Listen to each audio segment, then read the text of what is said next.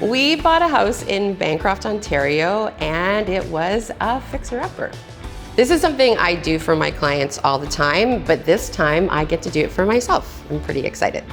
In the city, we live in a condo, so it's very urban. We can walk to restaurants. In the country, I have a yard. It's really serene. I didn't think I was going to be a country girl, to be honest with you, but the balance of the country life with the urban life is actually really good for me. I love it. When we first walked in, there was so many different tones of wood, stripey wood. It just looked kind of crazy. My first reaction before we even started planning the reno, I think it was the first weekend we had the house, I painted all that stripey wood white. And white paint is a miracle.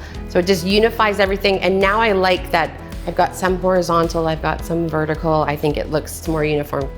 The appliances were old and like our dishwasher didn't get anything clean. The fridge, it wasn't great. The stove was disgusting and rough.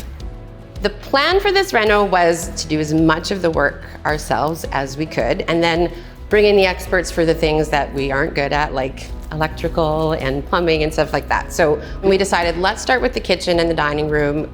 I have to say that the design vision for this space was actually challenging for me. I love color. I use a ton of color. I'm not afraid of it. But this house was the opposite. I wanted to create not a modern country, but a modern meets country idea so that it was streamlined, kind of Scandinavian, but also had those beautiful, more rustic country accents. For the countertops, I knew that because it's a vacation home, we needed something super durable. So Handstone was my choice and they delivered. They had stuff that looked antique-y still, and I thought for sure that I could mix what they had in with what my vision for the kitchen was, and I knew it was gonna be beautiful.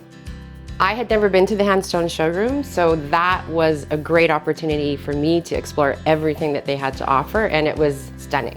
This one is called the Strato. I saw it on their website, and I loved it, and I'm very happy to see it in person, and it's so nice and white on the background. So it'd be Strato on the island and Royal Blanc on the cabinetry run. In design, I feel like there's a thread that has to go through everything. It was crucial to get it right, and coming up with a combination that would work here ended up actually being simple. What was that ceiling, you ask? It was terrible ceiling tile. It had water stains on it. It was disgusting. So that had to go. I was actually so surprised at how clean it was. We didn't have like a huge budget, so we knew we needed to be very careful where we spent our money. We did save a ton on doing the sweat equity, the heavy lifting all by ourselves. The glamorous life of a designer. The kitchen cabinets had to go. I mean, they were piecemeal together, nothing really worked. The hardware was in the strangest place I've ever seen, so we really had to start with a clean slate. The floor had to go because it was vinyl flooring that really had a beautiful green tinge to it in the sunlight, so I didn't like that. The biggest challenge that I had with that kitchen was figuring out the whole configuration. I really wanted to use Skåne for the cabinetry. They have this great Scandi feel to their cabinetry and a little bit mid-century, which I love. They're Canadian. They spend a lot of time developing new cabinetry styles, which I'm excited. I'm hoping they do that with us. So, I've got two renders to show you. This looks incredible. One of the designs that we've just come up with in the last few months is integrating a pull into the door and drawers. Rather than just a flat face, which is very contemporary, you're getting that other layer, and again, the shadow lines and everything that create that furniture look. Lovely.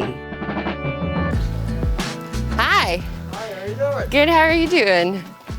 You made it. Oh, yeah. We ordered cedar from a company called Real Cedar, and they were amazing to deal with, and the product is just stunning.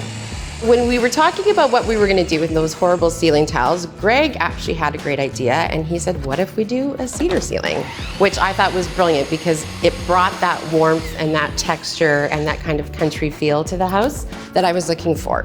The cedar ended up being really easy to work with. We did get some help in for that. Greg's brother is an architect, and he also has done a lot of his own build stuff. So we got Luke in, and Greg was the cut man, and Luke was the put it up on the ceiling man. They said it was a dream. They would send me pictures because I wasn't there all through the day. It went super fast. It was super easy. Kitchen installation day was exciting. This is the integrated pull, right?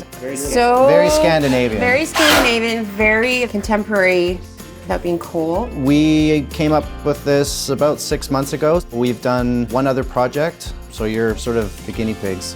They installed in a day. Just mind-blowing. Like, they were so careful. I thought it was going to be difficult to get a fabricator to come and do our countertop in the woods, but Handstone hooked me up with Latitude, which is a company they work with, and they were lovely. Look at that veining. No seam. That's the most impressive part, is no seam. My island is one piece of quartz, and it's beautiful. 9 feet.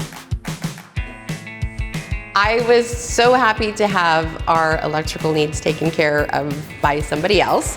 Most of the electrical was old and needed to be redone. Like, the lighting in that place when we bought it was all fluorescent. Nobody looked good. Now we have it set up so that everyone looks beautiful.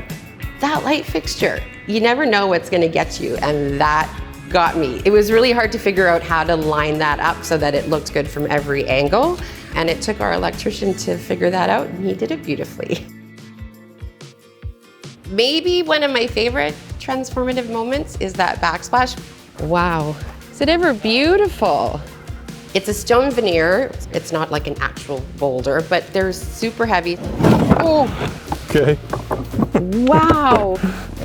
It's stone. it's stone. So Masonal Stone is who Peter is with, and their whole thing is they want to teach people like me and like you how to actually DIY those stone walls yourself, which it's not that hard, and he was such a great teacher, and now I'm gonna do stone walls everywhere. Oftentimes the first stones, they're the most uneasy. So what we do is I'll chip off some stones and I'll put some underneath there just until it sets. And the setting process is literally 2 minutes. Wow, done. That's pretty much it. And they are actually installed as a mason would install a regular stone, so there's a lot of art and creativity to it. It gives the house that feeling like it's been there forever, like it's part of that original stone wall, which is so English cottage country. I love it. After 8 weeks of planning, going back and forth on stuff, tearing out the house, taking things to the dumpster, I've cleaned, I've dusted, all the gritty stuff is done. I'm very excited to get to all the pretty things, so stay tuned.